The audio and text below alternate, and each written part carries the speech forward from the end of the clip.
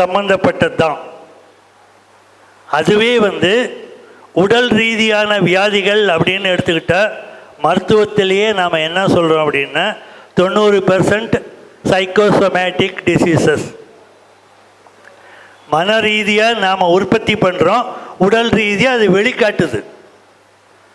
உங்களுக்கு அல்சர் இருக்குது, doctor endoscope எடுக்கிறாரு, புண்ணு இருக்குன்னு பாருங்கன்னு காட்டுறாரு, புண்ணும் இருக்குது. அந்த புண்ணு இருக்கிறத நீங்கள் எப்படி மன ரீதியானது அப்படின்னு சொல்லுவீங்க அப்படின்னு சொன்னீங்கன்னா அது எப்படி வருதுன்னு ஒரு ஒரு உங்களுக்கு புரிகிற மாதிரி லைட்டாக சொல்கிறேன். நீங்கள் கொஞ்சம் பாடியாக இருக்கீங்க, கொஞ்சம் வெயிட் குறைக்கணும், டாக்டர் 2 இட்லி சாப்பிடுங்க, கொஞ்சம் ரைஸ் சாப்பிடுங்க அப்படின்னு சொல்லியிருக்காரு. டாக்டர் சொன்னதுக்காக நீங்கள் சாப்பிட்றீங்க.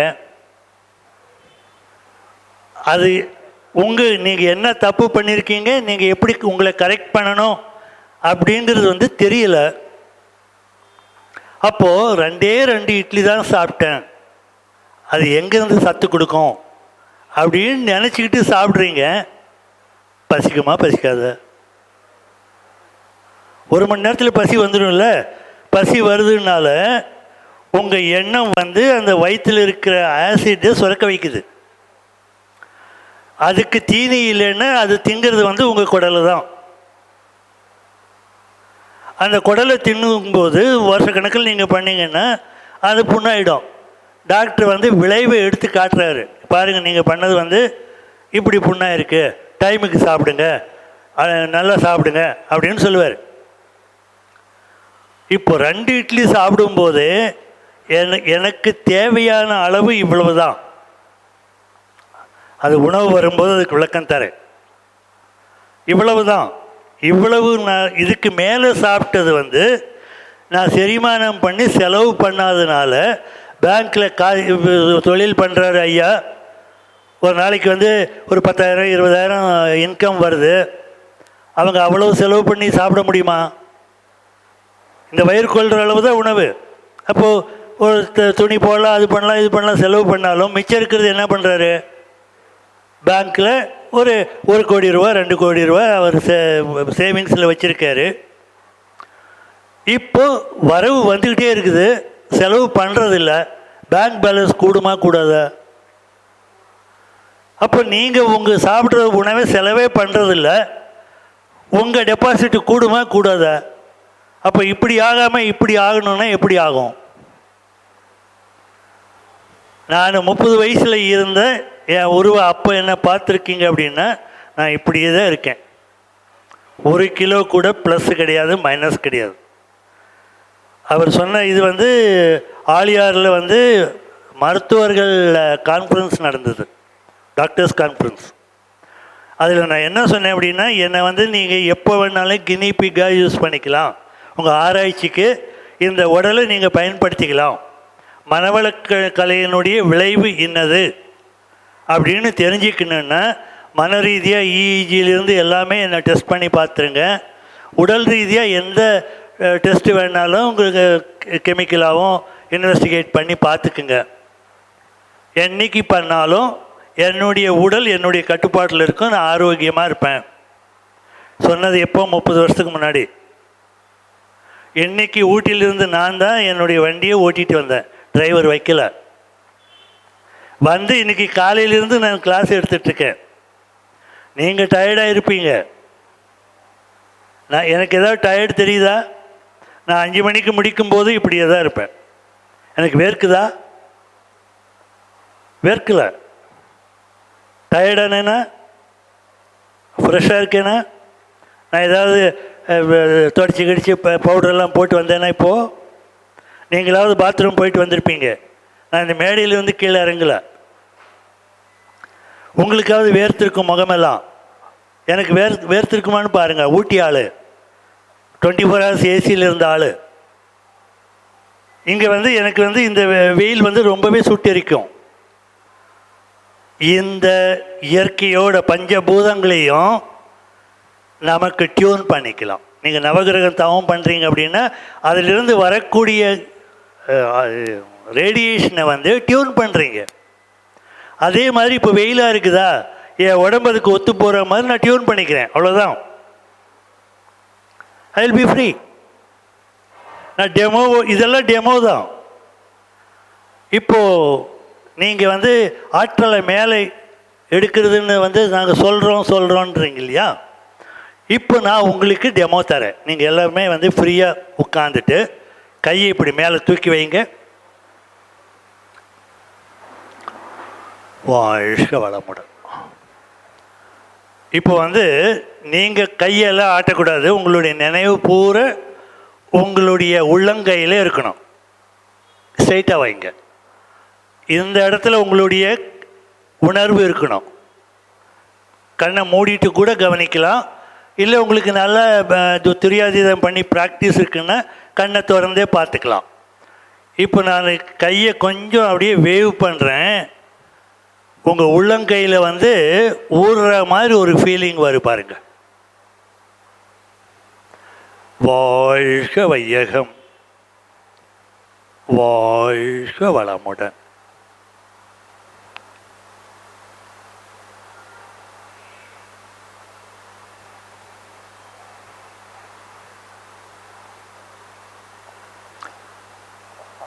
அப்படியே கையை மூடிட்டு கீழே இறக்கிங்க. வாழ்க வளமுடன். ஊடுற மாதிரி ஃபீலிங் வந்துச்சா? அது என்ன? அது வாட் இஸ் தி சயின்ஸ்? காந்தம். என்ன காந்தம்? இல்லை, வான்காந்தம் வேற, இப்போ பண்ண காந்தம் வேற. ஜீவகாந்தம். அந்த காந்தம் எங்கிருந்து வந்துச்சு? இப்போ உங்களுக்கு என்னுடைய கையிலிருந்து வந்தது. அதனுடைய தன்மை என்ன? நான் என்ன வார்த்தை சொன்னேன்? இப்போ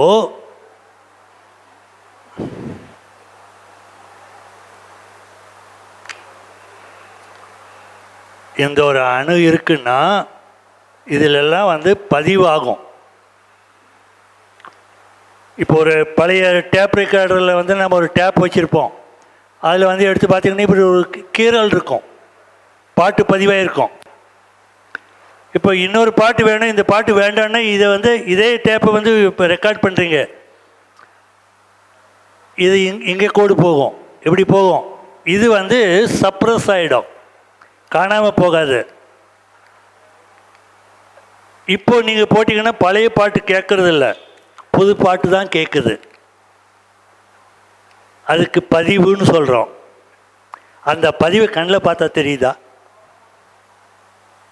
பட் டேப்பில் போட்டு கேட்டிங்கன்னா பாட்டு கேட்குது இல்லையா?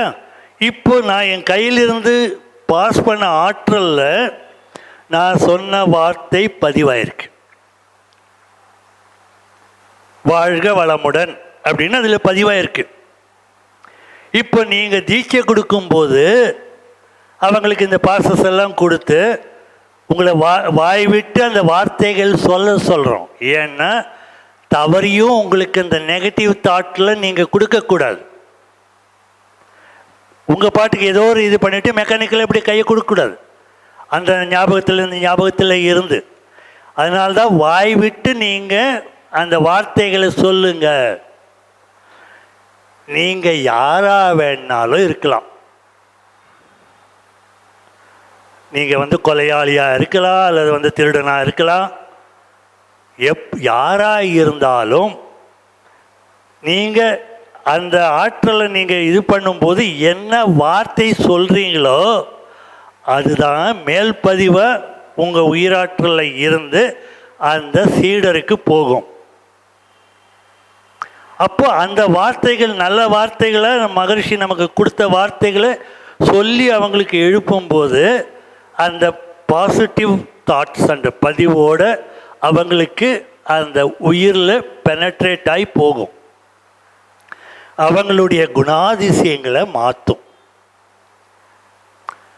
இப்போ அதுவே நீங்கள் வந்து பாசஸ் கொடுக்குறீங்க, அவங்களுக்கு ஒரு வியாதி இருக்குது, அந்த ஒரு காய்ச்சலோடு வராங்க, பாசஸ் கொடுங்க ஐயா அப்படிங்கிறீங்க.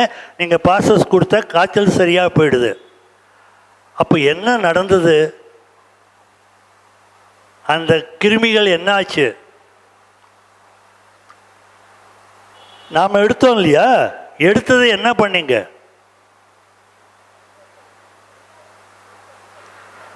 எங்க போட்டீங்க?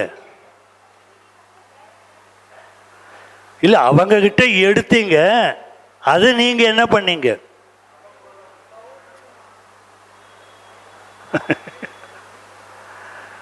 அதெல்லாம் சொன்ன நீங்கள் பயந்துட்டு எல்லாம் இது பண்ண மாட்டீங்க அப்படிங்கிறதுனால அதை எர்த் பண்ணுறதை டெக்னிக்காக கொடுத்துட்டாங்க, இப்படி பண்ணிவிடுங்க அப்படின்ட்டு.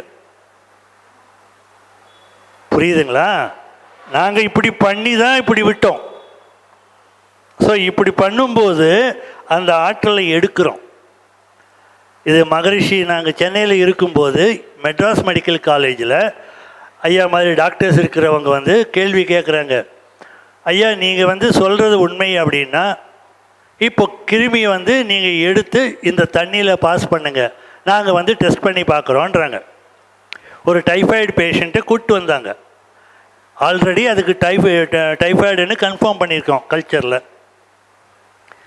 இப்போ ஒரு ஸ்டெரைல் வாட்டர் அதை முதல்ல அந்த பேசினில் இருக்குன்னா கல்ச்சருக்கு போட்டாங்க.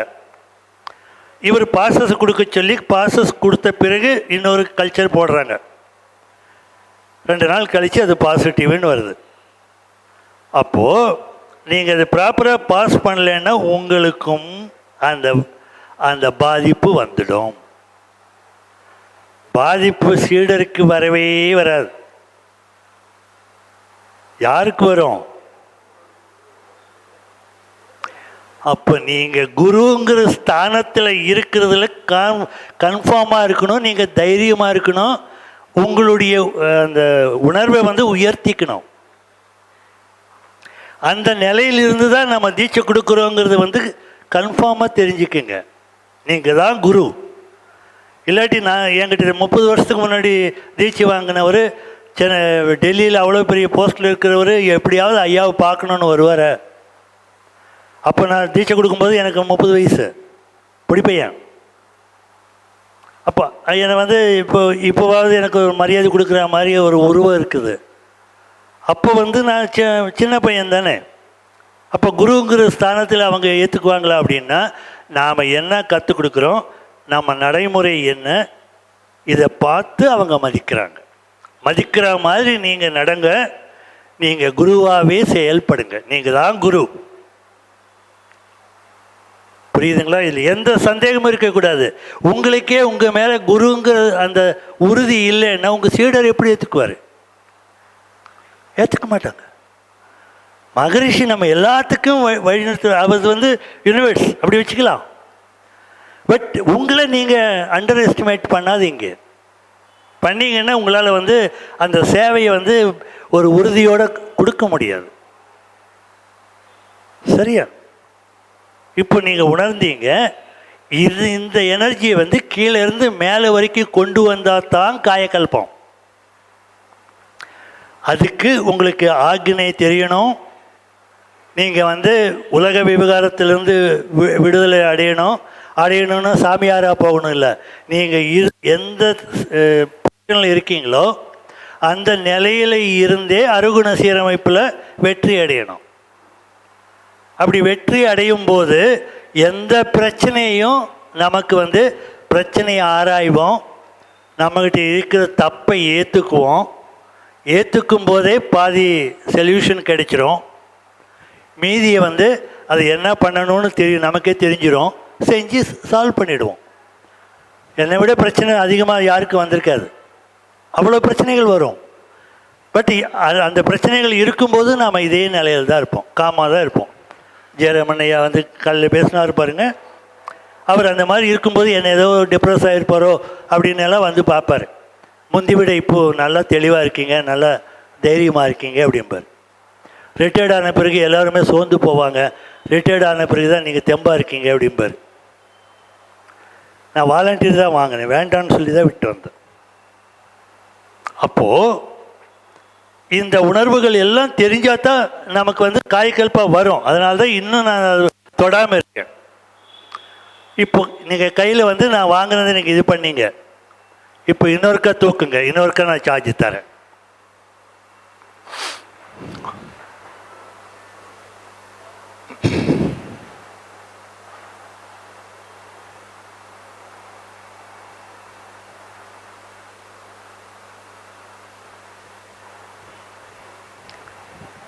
வாழ்க வளமுடன், வாழ்க வளமுடன், வாழ்க வையகம். அப்படியே கை மூடிட்டு இறக்கிங்க.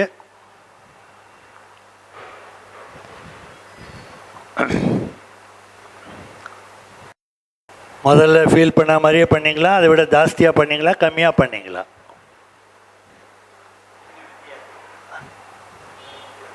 ஜாஸ்தியாக இருந்துச்சு. கீழே உள்ளே இறங்கிச்சா? யாருக்கு? உங்களுக்கு எப்படி? நல்ல உணர்வோடு சில்னஸ் வந்துச்சு. இப்போ கையை தூக்கி பாருங்கள். தனி ஒரு கையை மட்டும் தூக்கி பாருங்கள். இங்கே இந்த இடத்துல ஏதாவது வலி இருந்தான்னு பாருங்க.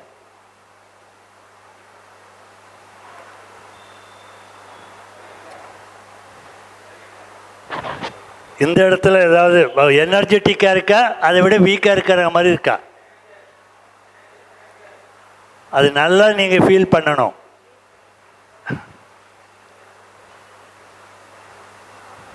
இது உங்களுடைய ஆற்றலை நான் எடுத்துக்கிட்டேன், நான் உங்களுக்கு கொடுக்கல.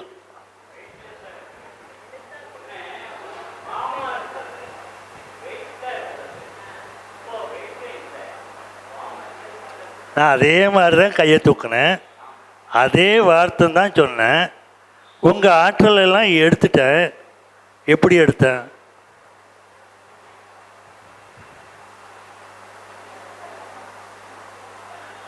ஆமாம். அப்போ அந்த எண்ணத்துக்கு அவ்வளோ வலு இருக்குல்ல.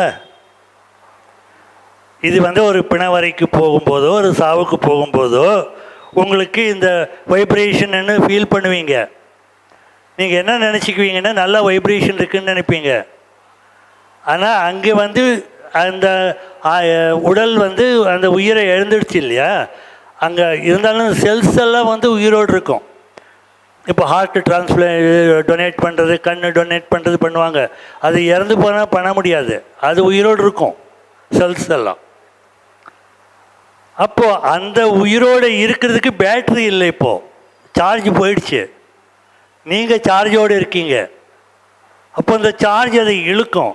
அதுதான் இந்த உணர்வு. This is negative charge. அதை எப்படி ஃபீல் பண்ணணும்னு பார்த்துக்குங்க. சில்லன் இருக்குது, அந்த சூடாக இருக்குது, இந்த வித்தியாசம்லாம் சொல்கிறீங்கல்ல, இதெல்லாம் உணரணும். இதை இன்னும் நான் ஒரு நிமிஷம் பண்ணிங்கன்னா உங்களுக்கு இந்த கையெல்லாம் வந்துடும், வலி வந்துடும். இந்த இடத்துல வலி வந்துடும், அவ்வளவு எனர்ஜி போயிடும். சரியா? நான் யாருக்கிட்டையும் வாங்கி பழக்கல, அதனால் கொடுத்துட்றேன், தூக்குங்க. வாழ்க வளமுடன்.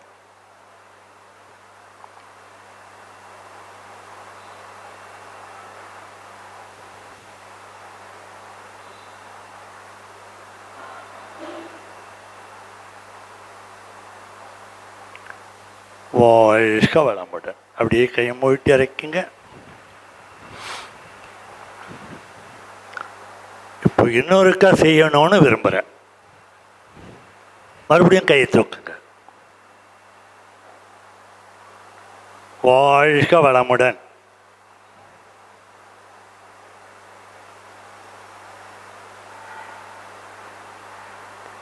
வாழ்க வளமுடன்.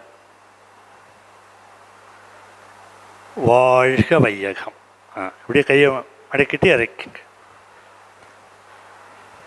இப்போ என்ன ஃபீல் பண்ணீங்க?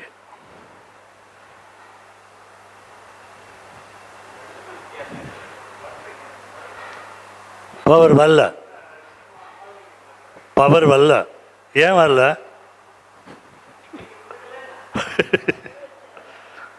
இப்போ நீங்கள் தீட்சை கொடுக்கும்போது இதான் பண்ணுறீங்க அப்படின்னா எப்படி பவர் போகும்? அந்த எண்ணத்துக்கு அந்த வலு இருக்குமா? அந்த எண்ணத்தால் தான் நம்ம கொடுக்கணும். அந்த சீடர் உணர்றதை நாம் உணரணும். அதே ஆக்ஷன் தான் பண்ணியிருக்கேன், சேம் கையை வச்சுருக்கேன், அந்த வேவ் பண்ணியிருக்கேன், அதே வார்த்தைகள் சொல்லியிருக்கேன்.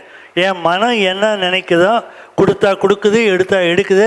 சரி வேணாம், அவங்க பாட்டுக்கு இது பண்ணி வார்த்தையை சொல்லிட்டு போகிறாங்கன்னா அது பாட்டுக்கு இருக்குது. அப்போ இது எல்லாம் தெரிஞ்சு தான் ஒரு குரு ஸ்தானத்தில் இருந்து நீங்கள் தீட்சை கொடுக்கணும்.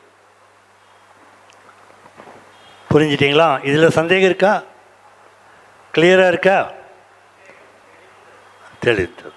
சரி டாக்டர், உங்களுக்கு வைப்ரேஷன் ஒன்று இருக்குன்னு தெரியுது இப்போ இல்லையா? சரி ரைட். இப்போ நமக்கெல்லாம் பட்டம் கொடுத்தது அப்படின்னு வரும்போது தவச்செல்வர் துரியாதீதம் கொடுத்ததுமே அருட்செல்வர் அப்படின்னு கொடுப்பாங்க. அருள் அப்படின்னா யூனிவர்சல் மேக்னட்டிசம், பரமண்டலத்தில் இருக்கவே அப்படிம்பாங்க இல்லையா? அதுவும் இதுதான். பிரபஞ்ச காந்த களம் என்கிறது இதுதான், சக்தி களம் என்கிறது இதுதான். அங்கே இருந்து நமக்கு வேண்டிய ஆற்றலை நாம் எடுத்துக்கிறோம், அந்த செல்வத்தை எடுத்துக்கிறோம். அப்போ நீங்கள் அருளுக்குரிய ஒரு செல்வந்தராக மாறிடுறீங்க. அதில் பயிற்சி பண்ணி நீங்கள் தெளிவடைஞ்சு இதாகும்போது உங்கள் உள்ளுணர்வு சும்மா இருக்காது. இது வள்ளலார் ஊற்றுக்கேணி தத்துவம் அப்படின்னு சொல்லுவார். ஒரு கிணறு இருக்குது, கிரவுண்ட், அங்கே நல்ல தண்ணி இருக்குது, கிரவுண்ட் லெவலுக்கு லெவல் ஆயிடுச்சு, நீங்கள் யூஸ் பண்ணல. 6 மாதம் கழித்து பார்த்தாலும் லெவல் எவ்வளவு இருக்கும்? அதே தான் இருக்கும். அந்த தண்ணியை அப்படியே எடுத்து குடிக்கலாமா? நம்ம யூஸ் பண்ணவே இல்லை. அப்போ அது பாசு பிடிச்சி கெட்டு போயிருக்கும், கலங்கப்பட்டு போயிருக்கும். நீங்கள் அருட்செல்வர்னு சொல்லிட்டு யாருக்கும் இதை கொடுக்காம உங்கள் பாட்டுக்கு நீங்கள் அப்படியே வச்சுட்டு இருந்தீங்கன்னா நீங்கள் பாசி பிடிச்சி கெட்டு போயிடுவீங்க. அதுக்கு ஆர்வம் இருக்கும்போது மகரிஷி அருள் நிதி அப்படின்னு ஒரு பட்டத்தை கொடுக்குறார். நான் அதுதான் இதுக்கு அருள் நிதிங்கிற தகுதியை வச்சேன். ஏன்னா இந்த உணர்வுகள் எல்லாம் உங்களுக்கு நான் சொல்கிறது புரிய முடியும், இல்லாட்டி புரிய முடியாது. அப்போது அருள் நிதி அப்படின்னா என்னன்னா, நாம் எவ்வளவு வேணாலும் அங்கேருந்து எடுத்துக்கலாம். இப்போ இந்த அரங்கம் முழுக்க நிரம்பி இருக்கீங்க. நான் இப்போ கை வேவ் பண்ணும்போது அந்த மூலையிலிருந்து இந்த மூலை வரைக்கும் எல்லாத்துக்கும் அந்த ஆற்றல் வருது. எனக்கு எவ்வளவு குறைஞ்சிருக்கணும்?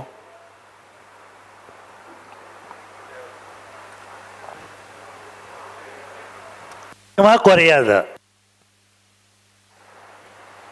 நான் நிதி, ஐஎம்ஏ பேங்க்கு, இங்கே இருக்கிற அத்தனை பேருக்கும் நான் கொடுத்துட்டேன், கடன் கொடுத்துட்டேன். இங்கே என்னுடைய பேங்க் பேலன்ஸ் குறையுமா? குறையாது.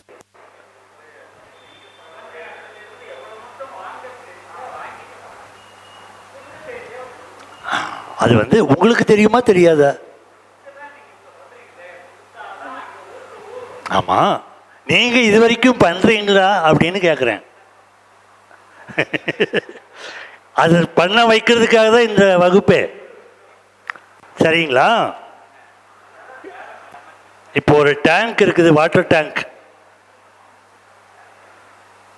இப்போ இங்கே பவானி தண்ணி வருது.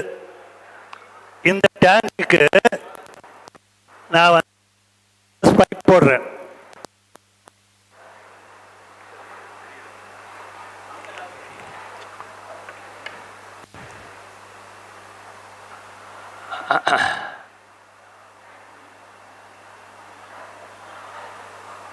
ஆரஞ்சு பைப் போடுறேன் இன்புட். இங்கே இருந்து 2 இன்ச்சஸ் பைப்பு அனுப்புகிறேன். ஒவ்வொரு வீட்டுக்கும் 1/2 inch பைப்பில் கனெக்ஷன் கொடுக்குறேன். இது ஒரு 500 வீட்டுக்கு கனெக்ஷன் கொடுத்துருக்கேன். இந்த டேங்க் காலி ஆகுமா, ஃபுல்லாகவே இருக்குமா?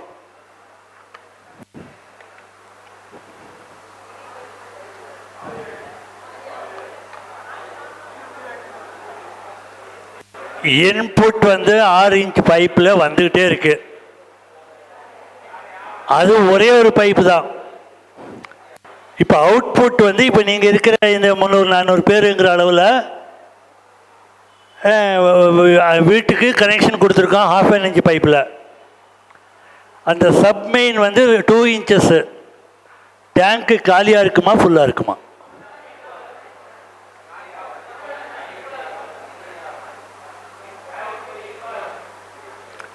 எப்போதுமே ஃபுல்லாக இருக்கும். வரக்கூடியது 6 inch பைப்பு, வெளியேறது 2 inch பைப்பு தான். அதனால நான் இங்கே எத்தனை 1000 பேர் இருந்தாலும் சரி, இந்த பிரபஞ்சம் முழுக்க கொடுத்தாலும் connected to the universal magnetism, it is a fraction. 6 inch pipe அதில் கொடுத்துருக்கோம். இந்த 1/2 inch பைப்பில் எத்தனை 1000 எடுத்தால் தான் என்ன? எனக்கு அவுட்புட் 2 inches பைப்பு தானே. அப்போ குறையவே குறையாது. இங்கே என்றைக்குமே ஃபுல்லாக இருக்கும். இப்போ நீங்கள் தீட்சை கொடுத்தா உங்களுக்கு குறையுமா? இப்படி பண்ணுறீங்க, இப்படி பண்ணுறீங்க, அப்புறம் 1/2 மணி நேரம் துரியாதீதம் தவம் பண்ணி தான் தீட்சை கொடுக்கணும்னு பண்ணுறீங்க. இதெல்லாம் பண்ணி நான் இப்போ உங்களுக்கு கொடுத்தேனா? என்ன பண்ண பேசிகிட்டே இருந்தேன். காய்கல்பாவை பற்றி ஒன்றுமே கேட்க மாட்டேங்கிற, சொல்ல மாட்டான்ட்டாருன்னு கேட்குறீங்க அப்படின்னு சொல்லி அதுக்கு ஒரு அவுட்லைன் கொடுக்கலான்னு இப்போ எடுத்தேன். கையை தூக்குங்கன்னு. இப்போ நான் வேவ் பண்ணேன். நான் ஏதாவது பண்ணேனா? தவம் பண்ணேனா? கையை இப்படி தூக்கி எனக்கு எனர்ஜியை கூட்டிக்கிட்டேனா? இதுக்கு பேர் தான் சகஜ நிஷ்டை அப்படின்னு. நீங்கள் தவம் பண்ண பண்ண பண்ண உங்களுடைய வேவ் லென்த் அந்த லோயர் இதில் இயங்கி அதுவே பழகி போயிடும். சொல்றது புரியுதுங்களா? இப்போ எப்படின்னா,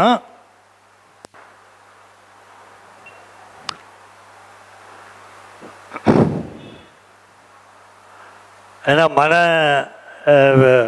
இது தெரிஞ்ச டாக்டர் இருக்கார், அவரை வச்சு இஜி கிளாஸ் எடுக்கிறேன் நான். இதை பீட்டா வேவ்னு சொல்கிறீங்க, 13லேருந்து 40 அப்படின்னு சொல்கிறீங்க. இப்படி போய் இப்படி வந்தால் 1, இப்படி 2, 3 இப்படி கணக்கு போடுறாங்க. அப்படி வச்சுக்கோங்க. அதுக்கு மேலே 1 செகண்ட் ஆகிடும். அது அவ்வளோதான் இடம். பீட்டா வேவ் அப்படின்னா என்ன அப்படின்னா, ஏன் எந்த நிலையில் இருப்பீங்க அப்படின்னா, வீட்டில் ஒரு பிரச்சனை, ஆஃபீஸில் ஒரு பிரச்சனை, வழியில் வரும்போது வீட்டுக்காரர் ஏதோ ஒன்று சொன்னார், அவரையும் எரியா நீ எப்போ பார்த்தாலும் இப்படி தான் அப்படின்ட்டு வந்துட்டேன். ஒரே நேரத்தில் 10 எண்ணங்கள் ஓடுது. அந்த 10 எண்ணங்கள் ஓடுறது தான் பீட்டா வேவ், எமோஷனல் ஸ்டேட். இப்போ நீங்கள் டயர்ட் ஆகிட்டீங்க, தூங்க போகிறீங்க. அப்போ தூங்கும்போது எல்லாத்தையும் இறக்கி வச்சுட்டு போகிறதில்ல. நாளைக்கு காலையில் எந்த கடனான என்ன மாதிரி பதில் சொல்லலாம், எந்த கடனை